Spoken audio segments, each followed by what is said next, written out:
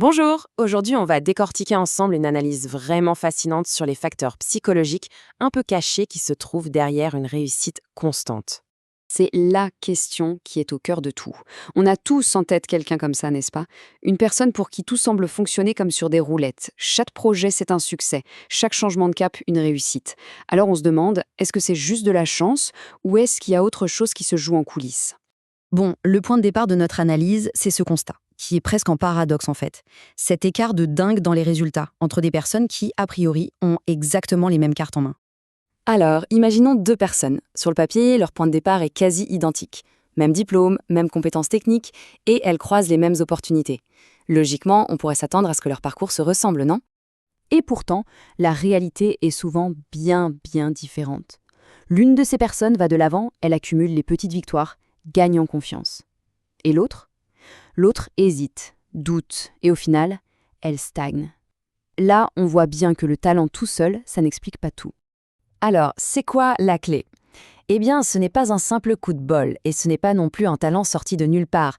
La différence, elle se trouve dans des mécanismes de pensée et d'action, des choses presque invisibles qui, petit à petit, créent des résultats sur le long terme. Et c'est justement ça qu'on va explorer. Le tout premier de ces mécanismes, c'est un vrai changement de perspective. C'est radical.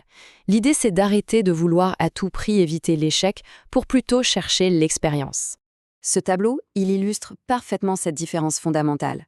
D'un côté, on a la peur de perdre, et ça paralyse.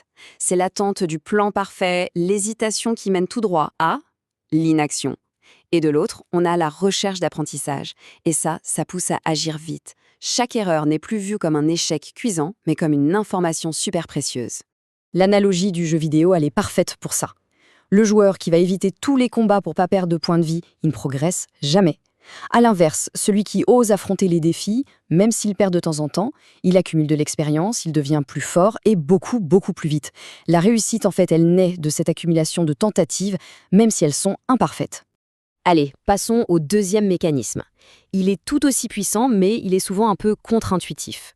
C'est le principe des effets composés, où de tout petits efforts, mais constants, mènent à des résultats qui deviennent exponentiels. Voilà, ça, c'est une idée absolument cruciale. Au début, les progrès sont lents, ils sont invisibles, et pour être honnête, c'est souvent très frustrant. Et c'est pile à ce moment-là que la plupart des gens lâchent l'affaire, complètement découragés par le manque de résultats immédiats. Et pourtant, c'est là que tout se joue. Ces petites actions, lire 10 pages, mettre quelques euros de côté, publier un petit contenu, ça peut sembler vraiment insignifiant au quotidien. Mais quand on répète ça sur des mois, puis sur des années, ça crée un effet boule de neige hyper puissant. Le succès, ce n'est pas un miracle soudain, c'est juste le fruit d'une longue, très longue et patiente accumulation. Et on arrive au troisième et dernier mécanisme. Il concerne notre ressource la plus précieuse aujourd'hui et aussi la plus attaquée, notre attention. Il faut vraiment la voir comme une monnaie à protéger à tout prix. C'est une idée simple, mais elle est fondamentale.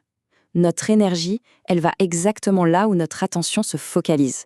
Dans un monde qui nous bombarde de notifications, de distractions, la capacité à diriger son attention, c'est devenu un vrai super pouvoir. Les personnes qui progressent vraiment, elles font un choix délibéré. Elles se protègent de tout ce qui vient diluer leur énergie. Elles ne se laissent pas emporter par ce flux incessant d'infos et de sollicitations de toutes parts. Et la conséquence de cette discipline, elle est limpide. Une attention qui est protégée, ça permet de travailler en profondeur, de prendre de bien meilleures décisions et au final d'avancer en ligne droite vers son objectif, pendant que les autres s'éparpillent dans le bruit ambiant. Voyons comment tout ça s'applique dans la vraie vie. Prenons l'exemple de deux personnes qui veulent lancer une entreprise. La personne A, c'est le planificateur. Elle veut que tout soit parfait, elle attend le bon moment. La personne B, c'est l'acteur. Elle lance une version simple très vite, juste pour apprendre du terrain. Et le résultat, il est sans appel. 6 mois plus tard, le planificateur en est toujours au stade des idées. L'acteur, lui, a déjà des données, de l'expérience et sans doute même ses premiers clients. C'est le principe de jouer pour apprendre en pleine action. Prenons un autre exemple avec le sport. Le sprinter, il va tout donner sur une période très courte. Puis il s'épuise, il abandonne.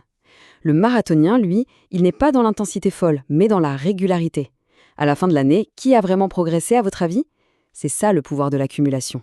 Bon, maintenant, si on rassemble tous ces mécanismes, on arrive à la révélation. On découvre que le vrai secret, au fond, ce n'est pas du tout ce qu'on a l'habitude de croire. Voilà, c'est l'idée centrale de toute cette analyse. La véritable supériorité, elle ne vient pas d'un talent exceptionnel, elle vient de la capacité à être constant. Les gens qui réussissent ne cherchent pas à être parfaits, ils cherchent avant tout à durer. Et c'est comme ça qu'on peut enfin démystifier la chance. Ce qu'on voit de l'extérieur comme un succès soudain, c'est en réalité l'aboutissement d'un très long processus. C'est une accumulation d'actions et d'apprentissages qui sont restés complètement invisibles pour les autres. Donc pour résumer, le chemin est simple, mais il n'est pas facile. Il s'agit d'agir sans attendre que tout soit parfait, de continuer même quand on a l'impression que c'est lent, et de protéger sa concentration comme un trésor.